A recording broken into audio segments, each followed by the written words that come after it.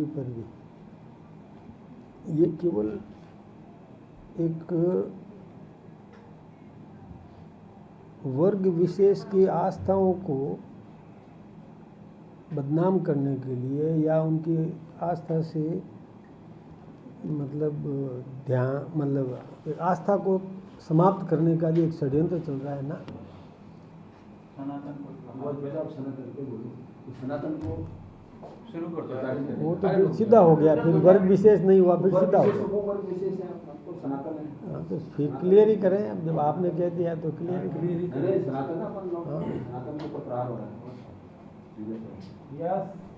नहीं, 1 मिनट रुकना है अभी, 2 मिनट जल्दी हो, एक वो लाइव हो जाएगा साथ के साथ। बूटाटी धाम के तो वो कांग्रेस के ही तो थे, पार्षद रही है उनकी वाइफ, वो तो पार्षद बुटाटी थी, उनकी वाइफ जो मोहिनी बुटाटी, मोहिनी का कोई भी कांग्रेस और बीजेपी और सनातन नहीं, नहीं आपके लिए रोका हुआ, अरे मेरी बात आप आएंगे, मैं क्या कह रहा था आपको, आ जाओ अध्यक्ष जी ने मना कर दिया, बल्कि आपके लिए स्पेशल रोका हुआ। क्या प्रेम है आपसे, इसमें कोई दोहराई नहीं। हाँ तो और भाई साहब ने एक को तो डांट ही दिया था। वो डाटा नहीं, वो प्रोवोक कर रहा था भाई किसी को, एक अपने में से ही कोई अपना भाई। तो ठीक है, अब एक बात बताओ, ये अभी ले तो नहीं रहे हो ना, मतलब एक छोटी सी बात बताओ भाई, किसी के मन में पीड़ा है, किसी के परिजन का स्थानांतरण नहीं हुआ या हो गया और वो दुखी सुखी है, या कोई फौजी है जिसने देश के लिए जो शहीद शहादत दे दी, उसकी पत्नी है, तो गुस्सा तो करेगी ना वो। अब गुस्सा कहाँ करे, जहाँ उसको करना है वहाँ कोई मिला ही नहीं, अंदर घुसने ही नहीं दिया, तो फिर वो मेरे यहीं आएगी, मेरे यहाँ गुस्सा करेगी तो मुझे सुनना है और सम्मान सुनना है। अब उसी को कोई नहीं हो गया, चलो बोल भाई, अब बताओ। बड़े दुख के साथ कहना पड़ रहा है कि सनातन धर्म में जो आस्था रखते हैं, उनके आस्था स्थल है, उनको डैमेज करने का जैसे कोई एक षड्यंत्र चल रहा है। उनकी आस्थाओं को समाप्त करने का एक कुत्सित षड्यंत्र कुछ लोग कर रहे हैं, जो सोची समझी चाल मुझे लगती है।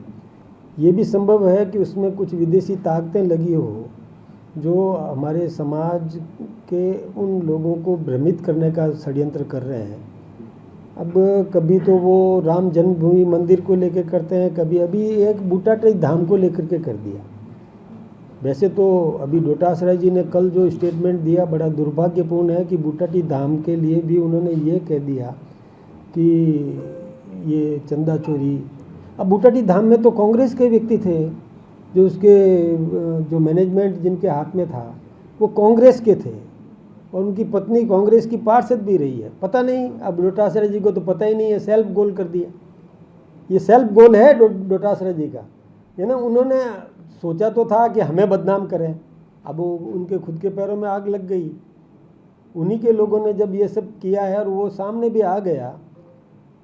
पहली बात तो ये कि मैं ऐसे विषय उठाता नहीं हूँ, लेकिन मुझे ऐसा लगता है कि कुछ लोगों ने एक योजनापूर्वक हमारी आस्थाओं को और समाप्त करने का प्रयास किया है।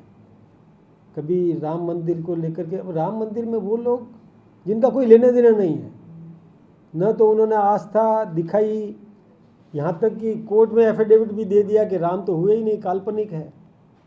और वो जब न मंदिर निर्माण में गए, न मंदिर के उद्घाटन में गए, न कोई एक धेला चंदा दिया, उनको ऐसे विषय कैसे उठाना चाहिए। हाँ, हम लोग निश्चित रूप से पूरी और छानबीन भी कर रहे हैं, उसमें एसआईटी का गठन भी हुआ है, दोषी को दंडित भी करेंगे, कर रहे हैं। जहाँ तक ऐसे लोगों पर चंपत राय जैसे जो समर्पित भाव से सेवाएं दे रहे हैं, जिनको कुछ नहीं चाहिए, जिन्होंने संघर्ष भी किया है, उन लोगों को बदनाम करने के लिए प्लानिंग करते जा रहे हैं। मैं सोचता हूँ कि देखिए, किसी की आस्था के साथ खिलवाड़ नहीं करना चाहिए। कोई भी आस्था से मंदिर में कोई चढ़ावा देता है तो उसका विकास मंदिर में सेवाओं में, किसी जन सेवा में, जनहित के कार्यों में लगाने का प्रावधान हम स्वयं कर रहे हैं। पता नहीं उसमें से इन लोगों को क्या पड़ी है जो बदनाम करने के लिए लगे हुए हैं। मैं आपके माध्यम से उन लोगों को भी सलाह देना चाहता हूं कि इस प्रकार के षड्यंत्र बंद करें, नहीं करें। ये ठीक नहीं है, किसी की आस्था के साथ खिलवाड़ करना उचित नहीं है। क्या विदेशों से लगता है कि विदेशों से इसके लिए फंडिंग हो रही है या विदेश से षड्यंत्र किया जा रहा है? ये बात बिल्कुल सही है। मैं आपको एक बात बताऊं कि जो विदेशी आक्रांता हिंदुस्तान में आए, सबसे उन्होंने हमारी आस्था केंद्रों को ध्वस्त करने का काम किया, मंदिरों को तोड़ने का काम किया। उनको पता है कि हमारा जो समाज है वो आस्था से जुड़ा हुआ है और आस्था के लिए अपना जीवन भी और समर्पित करने के लिए तैयार रहता है। इसलिए वो आस्थाओं को तोड़ने का काम किया, हमारे प्रेरणा स्थल को तोड़ने का काम किया, समाप्त करने का काम किया, हमारी शिक्षा पद्धति को दूषित करने का काम किया। आस्था से संबंधित किसी भी प्रकार की शिक्षा नहीं दी जाए, इस प्रकार का षड्यंत्र उन्होंने किया। और ये तो हम जानते हैं कि ये सोमनाथ मंदिर तोड़ा, अयोध्या वाला तोड़ा, या आस्था केंद्रों को ध्वस्त करने का उन्होंने मथुरा वाला तोड़ा। ऐसे कई मंदिरों को उन्होंने किसी को कब्जे में ले लिया, किसी को तोड़ा गया, किसी को परिवर्तित कर दिया, है ना। आस्था पर हमले विदेशी आक्रांता किया करते थे, आज फिर से वो शक्तियाँ इस प्रकार का प्रयास करती जा रही है।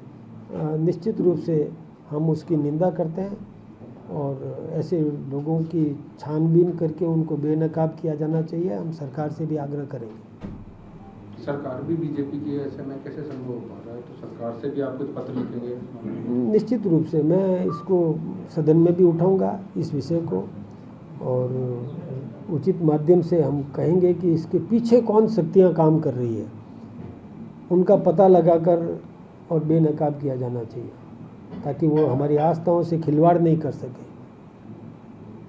आस्था से प्रेरणा मिलती है, आस्था से कॉन्फिडेंस पैदा होता है व्यक्ति के मन में।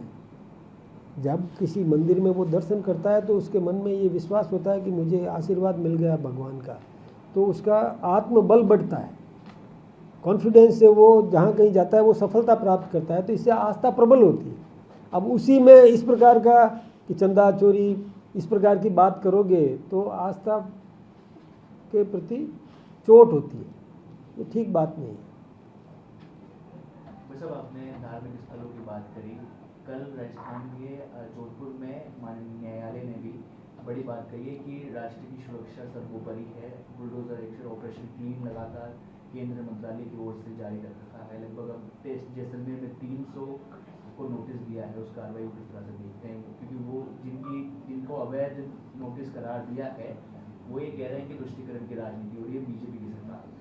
देखिए, मैं एक बात बताऊँ, हम मंदिर निर्माण करते हैं तो उसकी भूमि को चिन्हित करके आवंटन करवाते हैं, फिर मंदिर निर्माण जहाँ कहीं चाहे वहीं नहीं कर देते, हम व्यवस्थित तरीके से करते हैं। ऐसे कोई भी जो भी धार्मिक स्थल किसी भी वर्ग विशेष के भी हो, किसी भी समुदाय के हो, उनको पहले ज़मीन चिन्हित करके आवंटन करवा कर या खरीद कर जो कुछ भी है उस तरीके से करेंगे तो किसी को कोई ध्वस्त नहीं करेगा, क्योंकि उसके पास उसके पेपर्स हैं। हर कई जगह पर कुछ भी कर दें, ये ठीक बात नहीं है, हम ऐसा नहीं करते।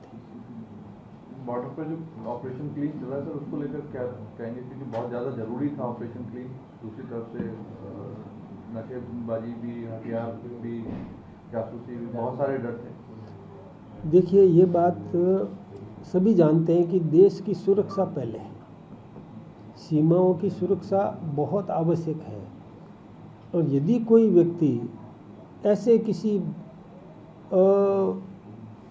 बिना स्वीकृति के कोई भवन बना करके उसको आस्था का स्थान दिखा करके उसमें कोई किसी को शरण दे दे, किसी को छुपा दे, कोई शस्त्र एकत्रित कर ले, जो जिससे देश को हानि हो सकती है, तो कौन इसको ठीक मानेगा।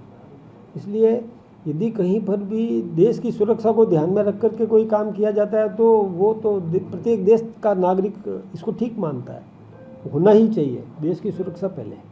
देखिए, कांग्रेस ने सवाल खड़ा किया है और आज ट्रेंडिंग पे भी चीज़ें चल रही हैं स्वास्थ्य को लेकर के।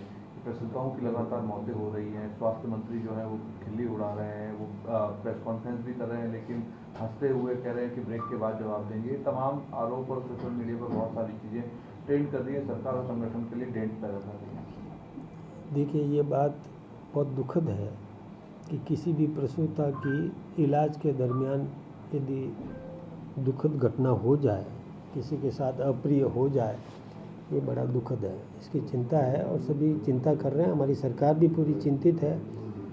उन दवाओं की भी जांच की जा रही है कि कौन सी दवाएं दी गई थी, किस प्रकार से उसमें ये घटना हो गई। हम पूरी छानबीन कर रहे हैं और सही तरीके से इसकी जांच करके और ये सुनिश्चित करेंगे कि ऐसी घटना ना होने पाए, और ऐसी कोई दवा यदि हुई तो उस पर कार्रवाई होगी। दवा को रोकना ही पर्याप्त नहीं है, उसके निर्माता तक आंच आएगी, और कहीं लापरवाही हुई है तो उसको भी दंडित किया जाएगा। प्रत्येक पीड़िता को सुरक्षा देना ये बहुत आवश्यक है और हम इसमें लगे हुए हैं। हमारी सरकार पूरी तत्परता से कर रही है। वैसे मंत्री जी की ओर से जो 2 बयान दिए, बीकानेर में जो बयान दिया गया, उसके बाद कल बयान दिया गया। देखिए, एक बात मैं आपसे बताऊं कि विषय को तोड़ मरोड़ के नहीं रखना चाहिए। किस प्रसंग पर उन्होंने कैसे बात कही, भाव समझो। और भाव ये है कि जैसे किसी ने कहना चाहिए था कि चलते चलते आई, इसकी जगह उनके मुख से कुछ निकल गया तो उसको स्लिप ऑफ टंग मानना चाहिए। उसको ये न मत मानिए कि वो ये कहे। ऐसा उस व्यक्ति से भी, आप उस व्यक्ति को भी सभी जानते हैं, उस व्यक्ति के मन के भाव को भी सभी जानते हैं कि कतई मजाकिया लिहाज में नहीं होता है, गंभीरता है। कहना चाहिए था कि चल के आई, या कोई लेके आया, या क्या थोड़ा शब्द चयन मान लो हो जाता है, हम सबसे होता है, किससे नहीं होता है, लेकिन इसको स्लिप ऑफ टंग कह करके माफ़ करना चाहिए। एक सवाल में तो कानून व्यवस्था को लेकर आज प्रश्न चिन्ह उठाया है टीकाराम जी ने, कि प्रदेश की कानून व्यवस्था लगातार उठा रहे हैं। देखिए, कानून व्यवस्था में हमारी सरकार तत्पर है। अभी तक एक भी अपराधी को भागने नहीं दिया है। जहां अपराध हुआ है नहीं होना चाहिए, अपराधों पर रोक लगनी चाहिए। और हमारे मुख्यमंत्री ने तो कल उच्च अधिकारियों तक को पाबंद कर दिया है। यदि कहीं अपराध हुआ तो उच्च अधिकारी तक दंडित किया जाएगा। इसका मतलब है कि उच्च अधिकारी अपने अधीनस्थ कर्मचारियों को इतना चेक करके रखे, टाइट करके रखे कि वो निगरानी भी पर्याप्त करे, बीट ऑफिसर पूरा ध्यान दे, राउंड अप क्या करना है क्या नहीं करना है उसके बारे में भी सोचे, और तत्काल कठोरतापूर्वक कानून का पालन करवाना सुनिश्चित करे। इसका मतलब ये होता है ना, उच्च अधिकारी को दंडित करने का मतलब उच्च अधिकारी अपने अधीनस्थ सबको टाइट करके रखेगा, तब जा कर के होगा। दूसरी बात है, छुपे रूप में कई अपराध होते हैं, अपराध सार्वजनिक नहीं हो रहे हैं, छुपे रूप में अपराध हो रहे हैं, लेकिन अपराधी को तुरंत गिरफ्तार किया जा रहा है। गिरफ्तार करके उसको सज़ा दिलाने तक हम केस ऑफिसर स्कीम के तहत अधिकारी लगाते हैं। इसलिए पहले तो देखिए, अब वो लोग उठा रहे हैं जिनके राज में, यानी जूली साहब जो उठा रहे हैं। तो जब कांग्रेस का राज था तो पुलिस मार खा के आती थी, भाग के आती थी, पिट के आती थी, पीट के नहीं आती थी। और आज पुलिस मजबूत है, कहीं मार खा के नहीं आ रही है। पुलिस को हमने चाक चौबंद किया है, पुलिस को हमने नए साधन दिए, पुलिस को एफिशिएंट किया है, महिला पुलिसकर्मी को भी हमने स्कूटी तक दी है। सखी व्यवस्था ऐसी की है, सखी जो तुरंत टेलीफोन के विदिन 5 मिनट्स मदद करने के लिए पहुंचती है। इस प्रकार की व्यवस्था हमने की है, और जगह जगह चौकियां लगाने का काम किया है। पुलिसकर्मी को प्रशिक्षित भी किया, पुलिसकर्मी बढ़ाए भी हैं, ये सारी व्यवस्था कर रहे हैं। देखिए, एक आखिरी सवाल है, आज गैंगस्टर्स की जो मकानात थे या उनकी प्रॉपर्टी थी उन पर बुलडोजर चला है, रोहित गोदारा एक बड़ा नाम है गैंगस्टर बीकानेर में, वहाँ पे उनके घर पे बुलडोजर चला है, जमींदोज किया गया मकान को। किस तरीके से देखते हैं इस कार्रवाई को, क्योंकि रोहित गोदारा एक बड़ा नाम था जो बाहर विदेश में बैठा हुआ है। देखिए, हमारी सरकार हर वो कोशिश करेगी कि अपराधी अपराध करने से डरे, अपराध करने से पहले 17 बार सोचे कि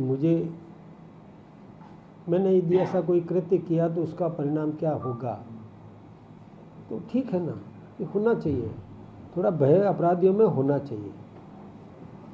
पुलिस का काम भी यही है कि अपराधियों में भय पैदा करना और शिकायतकर्ता को तुरंत राहत देना, ये पुलिस का काम है। तो पुलिस करेगी, उसमें जो कुछ भी करना होगा पुलिस को करना है। अब कोई हिंदुस्तान से बाहर है या कोई कहीं है तो उसको भी किस तरीके से कैसे उसका प्रत्यर्पण हो, उसकी भी चिंता करेगी सरकार। विधानसभा का कार्यक्रम है 75 साल पर, आप खुद डिप्टी चीफ विप रहे हैं। 75 साल का सफर विधानसभा का, एक गौरवपूर्ण सफर राजस्थान की विधानसभा अपने आप में इतिहास है, ऐतिहासिक। नहीं, अच्छी बात है ये। आज तक के जो विधायक हैं उनको यदि विधानसभा में बुलाया जाए और उनके साथ संवाद किया जाए, जिसमें पूर्व मुख्यमंत्री, वर्तमान मुख्यमंत्री, पूर्व स्पीकर, वर्तमान स्पीकर और राष्ट्रीय स्तर पर जो स्पीकर और उपराष्ट्रपति जी ये आते हैं और संवाद करते हैं तो अच्छा लगता है, सबको अच्छा लगता है। उसमें से कुछ न कुछ सीखने को ही मिलेगा सबको। आप खुद भी तत्पर रहे जो विधानसभा का फ्लोर देखते हैं। हाँ, मैं रहा हूँ, 2 बार विधायक भी रहा हूँ और डिप्टी चीफ भी रहा हूँ और सानिध्य मुझे मिला है, बहुत कुछ सीखने को मिला है, अच्छी बात है। अपना पॉडकास्ट शुरू करना चाहते हैं और चाहते हैं कि पहले दिन से उसे लाखों लोग देखें, तो अब ये पॉसिबल है जयपुर में। जयपुर का सबसे तेजी से बढ़ता हुआ digital news channel the fact India आपके पॉडकास्ट को वर्ल्ड क्लास बनाने के लिए जयपुर के बीचों बीच श्यामनगर में लाया है world class podcast setup, green screen setup, उसे शूट करने के लिए best state of the art facilities, editor से लेके लाखों फॉलोअर्स और करोड़ों वाली रील्स वाला यूट्यूब चैनल, और ये सब आपको एक ही जगह पर मिलने वाला है। तो पूरी जानकारी के लिए आज ही व्हाट्सएप कीजिए इस नंबर पर।